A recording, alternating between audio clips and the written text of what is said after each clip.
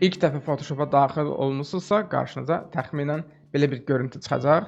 Proqramda işə başlamaq üçün ilk öncə yuxarı sol tərəfdə olan bu göy düyməni, göy butonu basıb yeni fayl yaratmaq lazım gələcək. Çünki əks halda Photoshopda iş prosesini başlatmaq mümkün olmaz.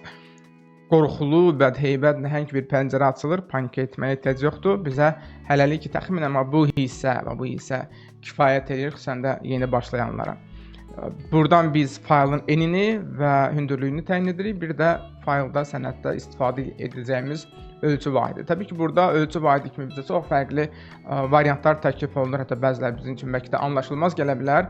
Ona görə də detalların üzərindən keçmədən sadəcə bir balaca bir qayda qoyaq ki, biz əgər bir rəqəmsal material üçün işləyiriksə, daha doğrusu rəqəmsal material dizaynı hazırlayırıqsa, o zaman piksellə getməyimiz kifayət eləyəcək. Digərləri ilə bağlı irəlidəki dərslərdə müzakirələrimizi apararıq.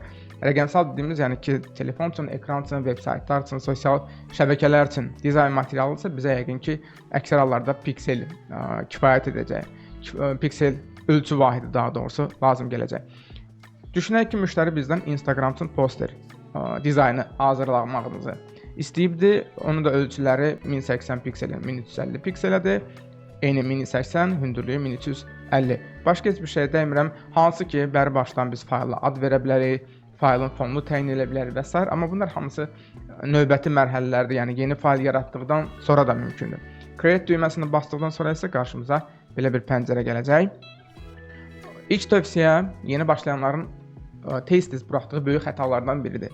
Yeni fayl yaradırlar, saatlarla dizaynın üzərində işləyirlər, faylı yaddaşda saxlamaq unudulur və bir texniki qəza, bir texniki problem kifayət edir ki, saatlarla üzərində işlədiyimiz bir fayl yoxa çıxsın.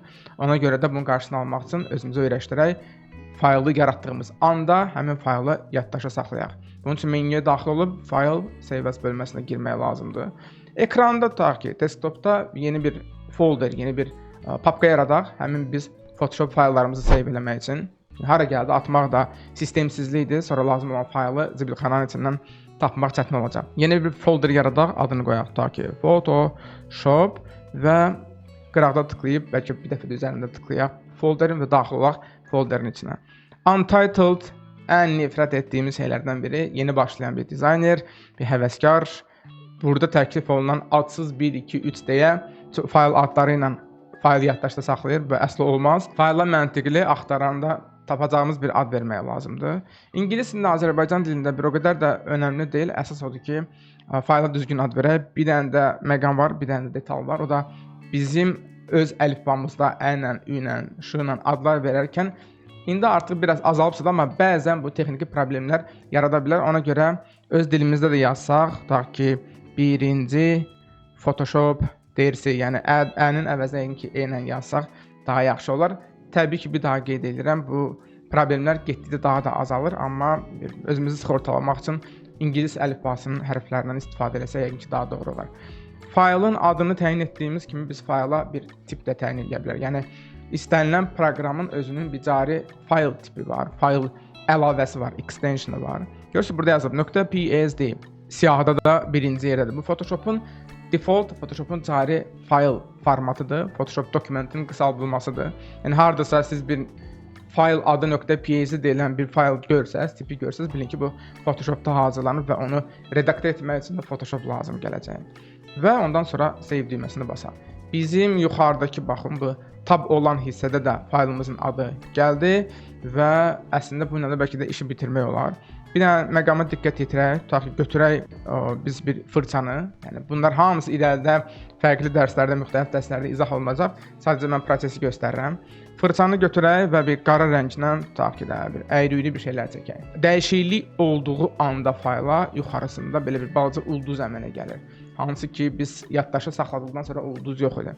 Hətta əmin olmaq üçün faylı təzədən, yəni bu dəyişikliyi yaddaşa alaq, fayl save edək, ya da ki, gələn dəfədən artıq hotkeyllərlə işləyəcək hissi ilə. Ctrl-S basmaq kifayətdir ki, həmin o faylımızdakı dəyişikliklər artıq yaddaşa düşsün. Görürsüz, ulduz işarəsi yoxdur. Amma məsəl üçün mən bu dəyişiklikləri eləyim, yenə də nəsə əlavə eləyim, yenə ulduz işarəsi gəldi.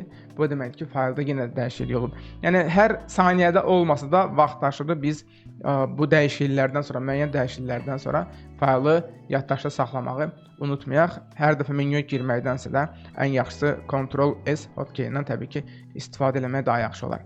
Faylı yaddaşda saxlayandan sonra biz onu bağlaya bilərik. Bağladıqdan sonra isə Photoshopda təkrar o fayla qayıtmaq istəyiriksə, artıq cari fayllar siyahısında mənim son istifadə edib yaratdığım bu faylda burada görünəcək və onu təzədən açmaq istəyirəmsə, sadəcə onun üzərinə bir dəfə tıklamaq kifayətdir ki, fayl açılsın və onun üzərində işə davam edim.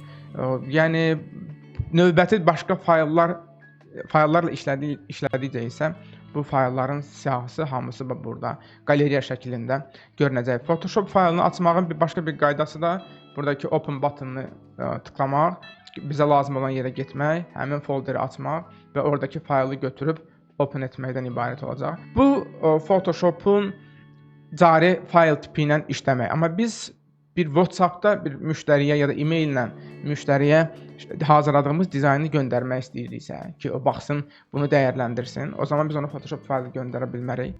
Çünki bir çox hallarda o Photoshop faylını müştəri açıb dəyərləndirə bilməyəcək, çünki bəlkə də onda heç Photoshop yoxdur.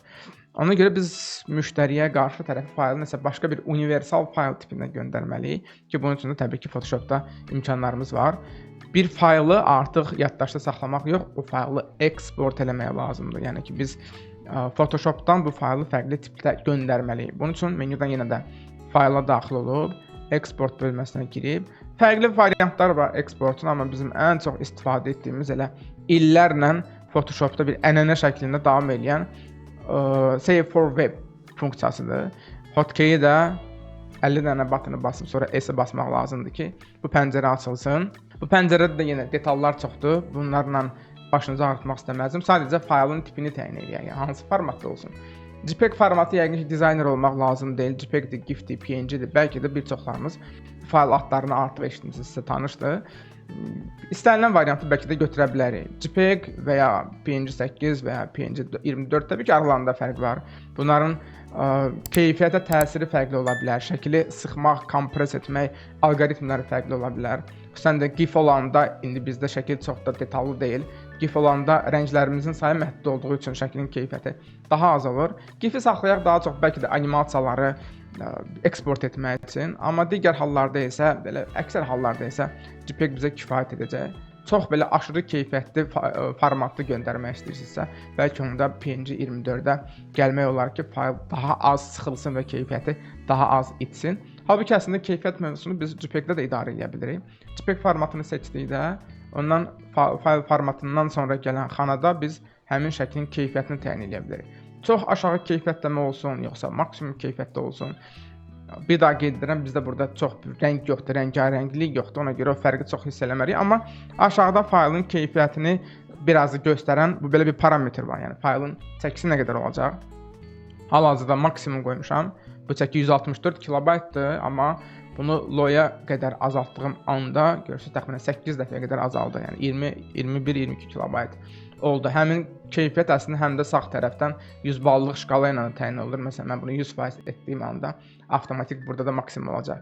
Bir çox hallarda elə standart high təxminən 60%-li keyfiyyət bizi qane edir. Save düyməsini basdıqdan sonra isə yenə də eyni məkana daxil olub elə eyni fayl adının sadəcə boşluqların əvəzinə xətt çəkilmiş variantı ilə yaddaşda saxlaya bilərik. Əgər bu işləri gördüksə, bizə lazım olan folderə, yəni ki, o folder bizdə desktopda Photoshop folderidir. Biz burada həm Photoshop faylını görə bilərik, hansı ki, istənilən vaxtda işimiz bitdisə, biz bunu ən sonunda dəyişiklikləri yaddaşda saxlamağı sizə təklif edir. Təsadüfən no basıb çıxsaz, ən son elədiyiniz dəyişikliklər faylda qalmayacaq, ona görə diqqətli olmaq lazımdır. Yes etdim və işimi bitirdim. Və gəlirəm bura, əgər Photoshop faylı lazım olacaqsa, mən PSD faylına müraciət edəcəm, müştəriyə, qohumlara, WhatsApp-dakı ailə qrupuna göndərmək istəyirəmsə, o zaman JPEG faylından istifadə edə biləcəm. Photoshopla ilk tanışlığımız bu qədər. Biz Photoshopda artıq yeni fayl yarada bilirik, ölçü təyin edə bilirik. Orada hazırladığımız faylı fərqli, universal formatlara eksport edə bilirik. Təbii ki, hər dərsimizdə bunu təkrar etməkdən yorulmayacağıq. Əgər bir dərsə baxırıqsa, sadəcə baxmaqla Photoshopu, ümumiyyətlə heç bir proqramı öyrənmək mümkün olmaz. Praktik etmək lazım gələcək. Eyni mən etdiyim kimi Photoshopu açın, ən nəhayət bu proqramla tanışlığa başlayın. Bunun da ən asan variantı yeni fayl yaratmaq, ona ad vermək, onu eksport etmək. Bu mövzuları təkrar edin, biz sizinlə növbəti dərsdə görüşərik.